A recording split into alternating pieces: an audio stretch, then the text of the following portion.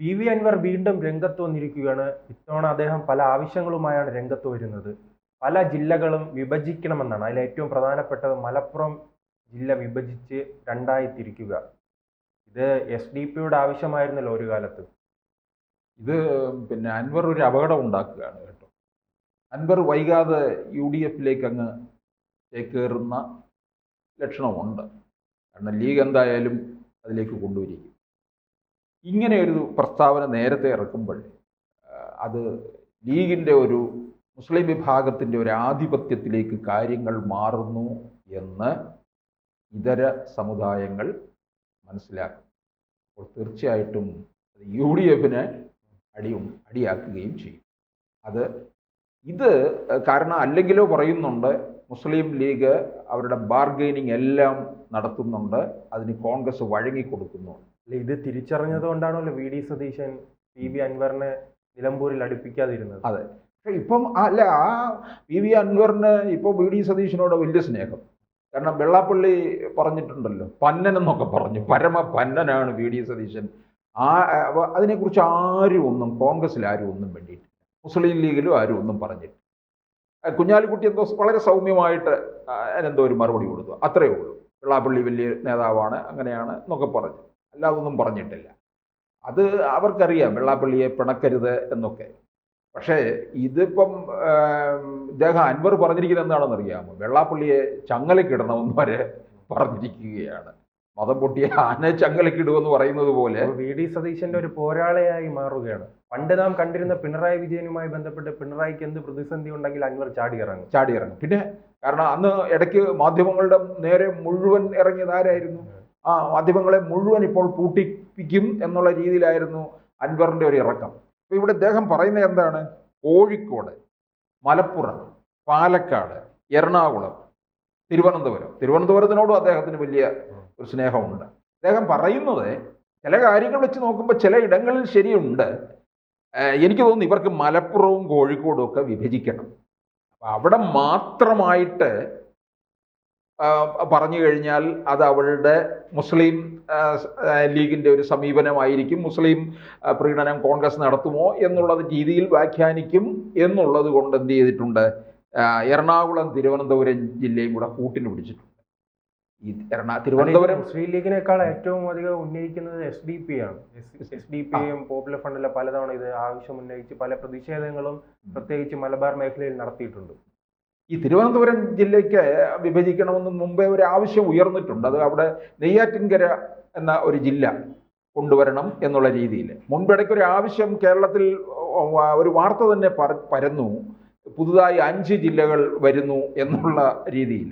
ഇദ്ദേഹം പറയുന്നത് 40 വർഷമായി ഇവിടെ ജില്ലാ വിഭജനം നടന്നിട്ട് ഏറ്റവും അവസാനം വന്നിട്ട് കാസർഗോഡായിരുന്നു, അതിന് തൊട്ടു മുൻപ് പത്തനംതിട്ടയായിരുന്നു. അപ്പോൾ 80കളിലായിരുന്നു ഈ കാസർഗോഡ് വിഭജനം നടത്തിയത്.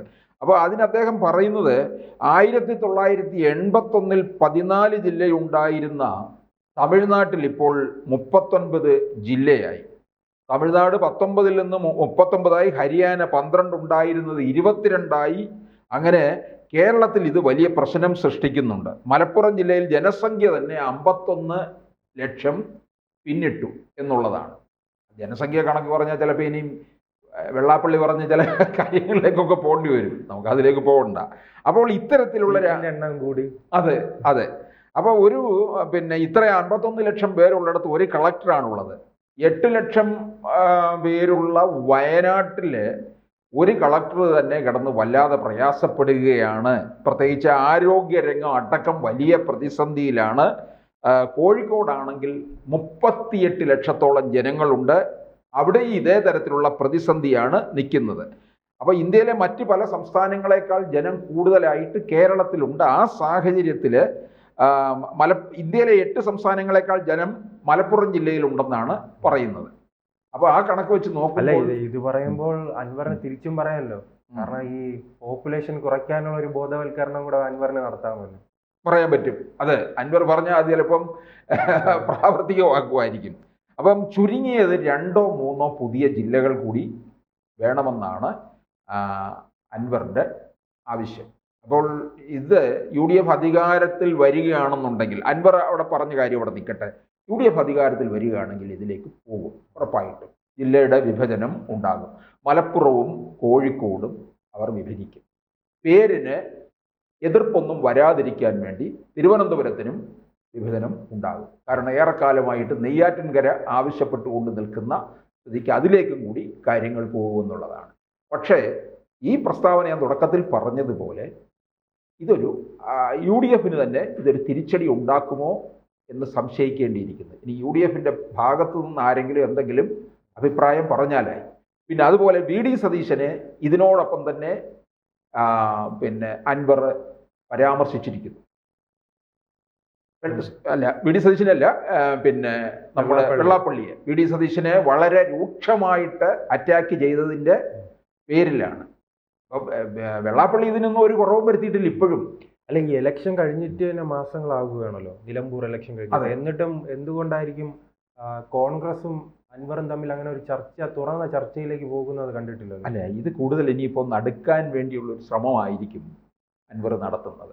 ഇപ്പം മലപ്പുറത്തിൻ്റെതായ ആവശ്യങ്ങൾ, അല്ലെങ്കിൽ മലപ്പുറത്തിൻ്റെ ആവശ്യം പ്രധാനമായിട്ടും മുന്നിൽ നിർത്തി കേരളത്തിൻ്റെ ആവശ്യങ്ങളായിട്ട് തന്നെ എടുത്തിട്ടു.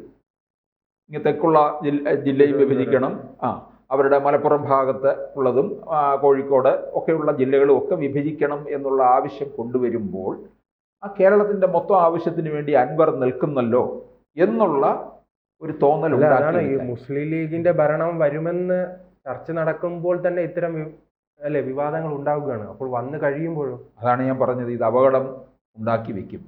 കാരണം ഇത് ഇനിയിപ്പോൾ ഇത് വെള്ളാപ്പള്ളിക്ക് കൂടുതൽ ആവേശം പകരും ഇത്തരത്തിലുള്ള കാര്യങ്ങൾ. കാരണം ഈ 51 ലക്ഷം ജനങ്ങൾ മലപ്പുറത്തുണ്ടെന്ന് പറയുമ്പോൾ ഇതിന് മറുപടി വെള്ളാപ്പള്ളി കൊടുക്കും. അപ്പോൾ എന്തുകൊണ്ടാണ് അതിലേക്ക് പോയത് എന്നുള്ളതും, പിന്നെ SNDPയുടെ വോട്ടും NSSന്റെ വോട്ടും ഒക്കെ UDFിൽ നിന്ന് അകലുന്ന ഒരു സാധ്യതയിലേക്ക് പോലും കാര്യങ്ങൾ മാറും. അപ്പോൾ ഇത് അൻവർ ശരിക്കും പറഞ്ഞു കഴിഞ്ഞാൽ വടി കൊടുത്ത് അടി വാങ്ങുകയാണ്.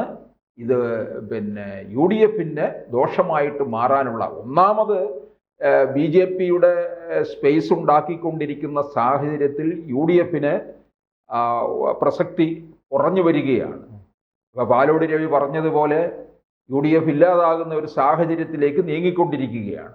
ആ സാഹചര്യത്തിൽ അൻവറിൻ്റെ ഈ വെളിപ്പെടുത്തൽ, ഇത്തരത്തിലുള്ള ഒരു പ്രസ്താവന തന്നെ കൂടുതൽ അപകടത്തിലേക്ക് പോകുമെന്നുള്ളതാണ്. ഇപ്പോൾ ഇന്നേവരെ മുസ്ലിം ലീഗ് ഇതുവരെ പരസ്യമായിട്ട് ആവശ്യപ്പെട്ടിട്ടില്ല ഈ ജില്ലാ വിഭജനത്തെക്കുറിച്ച്. മുമ്പ്, വളരെ വർഷങ്ങൾക്ക് മുമ്പ് ET മുഹമ്മദ് ബഷീർ ഒരിക്കൽ പറഞ്ഞത് എനിക്ക് ഓർമ്മയുണ്ട്. കാരണം ജില്ലയുടെ വിഭജനം ആവശ്യമാണ്, മലപ്പുറം ജില്ല എന്ന് എടുത്തു പറയുകയുണ്ടായി. അത് വരുമ്പോൾ തിരൂർ ആസ്ഥാനമായി മറ്റൊരു ജില്ല വരിക എന്നുള്ളതാണെന്നും പറഞ്ഞു. പക്ഷേ ഇപ്പോൾ അതല്ല, ഇപ്പോൾ വളരെ കൃത്യമായി എടുത്തു പറഞ്ഞിരിക്കുകയാണ് എന്തുകൊണ്ടാണ് എന്നുള്ള രീതിയിൽ. അപ്പോൾ കേരളത്തിലെ തൃണമൂൽ കോൺഗ്രസിൻ്റെ പ്രതിനിധി എന്നുള്ള രീതിയിലാണ് പറഞ്ഞിരിക്കുന്നത്.